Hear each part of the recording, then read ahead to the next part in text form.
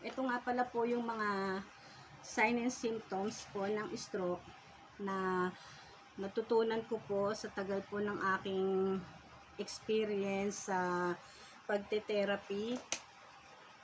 At hindi po biro ang aking mga pinagdaanan. Sabi ko nga po sa inyo, nagpapa-medical mission po ako. Talaga pong gumagastos ako para po makapag-invite ng mga makakasama ko po sa pagpapa-medical mission ko po dati.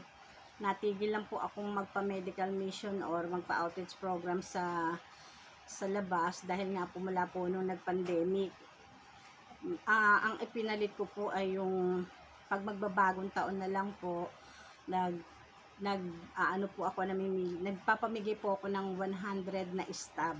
Yun po yung ipinalit ko. Hindi na po ako medical mission kasi nga po marami din po akong mga naririnig na bad comments na ang hangad mo lang naman po ay makatulong sa kapwa, pero hindi po lahat ay natutuwa. Kaya mas minabuti ko po na nasa bahay lang po ako at nagpapamigay na lang po ng stab para po sa tao ng kong misyon na balik pa sa salamat or handog pa sa salamat po taon-taon.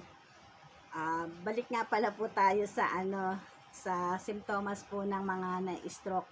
Ito po ay hindi biro-biro na natuklasan ko po na talaga pong nag-observe po ako sa mga tao kung ano po ba yung mga nangyayari, kung paano ko po matutulungan kapag po nakikitaan ko ng ganong klaseng simptomas ng sakit at karamdaman po. Ito nga po yung unang-una na maititip ko po sa inyo. Ang number 1 po sa sign and symptoms of stroke na experience ko po, ito nga pala po ay sarili ko pong experience. Kung meron man po kung mga mali or pagkakamali, itama nyo na lang din po ako dahil tumatanggap naman po ako ng sermon o galit na pagtatama po sa aking mga maling ginagawa dahil wala naman po taong perpekto. Sabi ko nga po sa inyo, experience lang naman po yung ginagawa ko na sineshare ko po sa kapwa ko at wala pa naman po akong napipinsala or napeperwisyo. Ang sa akin lang naman po at hangad ko ay makapagbalik pa sa salamat sa mga tao dahil po kung hindi naman po ako nire-repair ng aking kapwa ng mga nagka-interest po na tumulong po sa akin sa pagre-repair para po mabago po na unti-unti ang aking buhay. Ang mahalaga lang naman po sa akin ay kumakain po kami ng 3 beses sa isang araw. Yung hindi ko po nakikitang nagugutom ang aking mga anak ay napakasaya ko na po. Kaya sa ganung paraan lang po ay makapag-share po ako ng balik pa sa salamat sa aking kapwa. O balik po tayo sa experience ko nga pong sign and symptoms ng stroke. Unang-una nga po yung laglag yung mata or talukap po ba to, yung nakaganon po. Kung nakakaramdam po kayo ng lumalaglag po yung inyong mata or may pamimigat o nakaramdam po kayo ng kakaiba sa inyong mata, tumingin po kayo sa cellphone. Makikita nyo po kung may naiba po ba sa hugis ng inyong mata.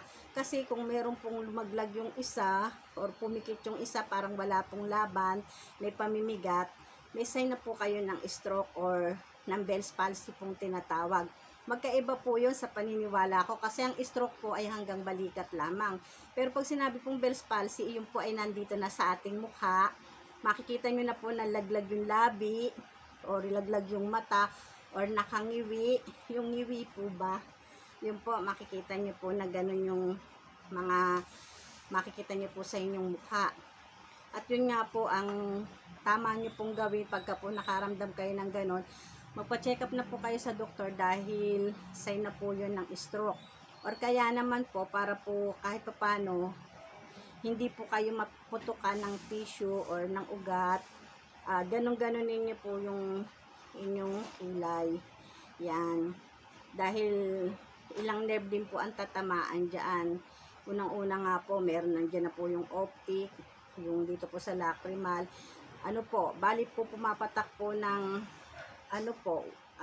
number 2 po yung optic, number 3 yung oculomotor, number 4 yung trochlear, at number 6 po tong abducens.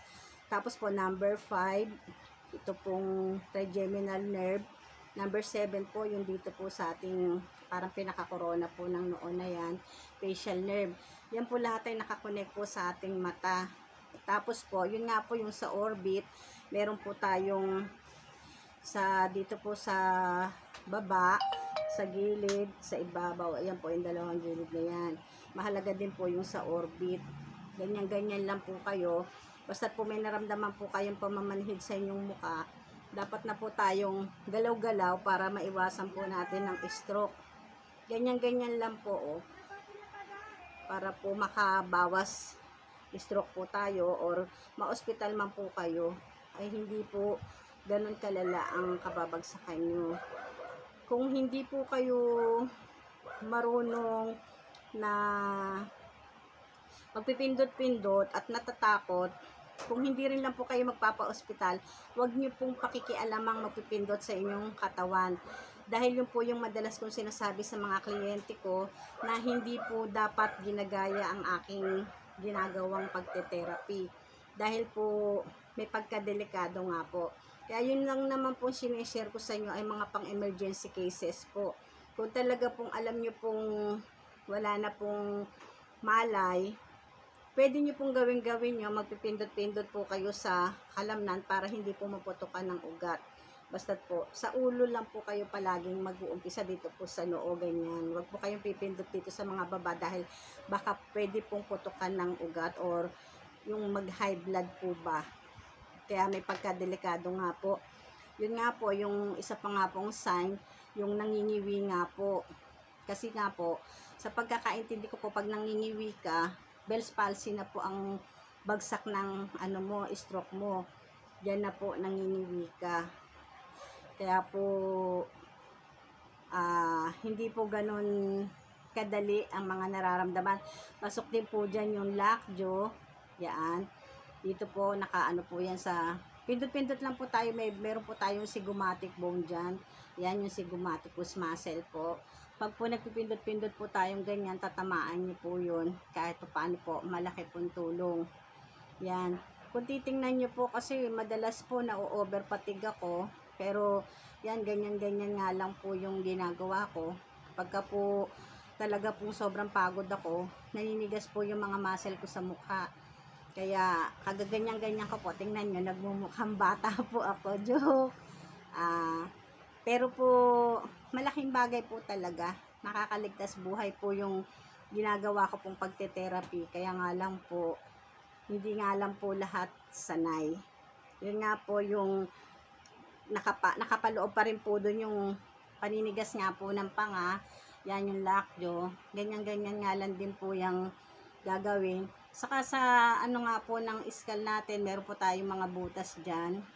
Pero pinaka-favorite ko pong natatandaan ko yung dito po sa noo, glabella. Yan po yung madalas ko pong palatandaan ko po. Yan po. Basta yan po tatlo na yan. Ito, dalawa po dito sa ilalim ng labi na to. Yan lang po yung mga paborito ko pong pinipindot. Tinitingnan ko po kung may bara. Kasi doon po sa isa ko pong nabasang libro, dito po sa points na to ay nakakonect po sa ating baga, sa ating pong lungs. Yan. Kaya minsan po, pag po nasobrahan ako ng pagod, ayan ganyan po, may matigas na po at masakit. Dinudurog ko lang po yung pag ganyan lang po ako. Ganyan po. Yan po. Tapos nga po, yung number 4 na po tayo, yung pong namamanhid o nangangalay itong ating mga braso. Yan po. Pwede pong ganyan-ganyan lang kayo, malaking tapping lang po, malaking tulong po yan. Tapos babatak-batakin niyo pong ganyan yung inyong mga daliri. Malaking bagay po yan. Ayaw yung isa, ayun. Ayan po, ganyan po. Ganyan lang po akong mag-therapy sa aking sarili, kaya nalalaman ko po kung ano po ang problema sa aking katawan. Yan po, ganyan po. Paano po?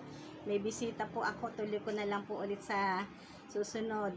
Bye po. Pang number 5 na po tayo. Yan. Bye. Love you all and God bless us all.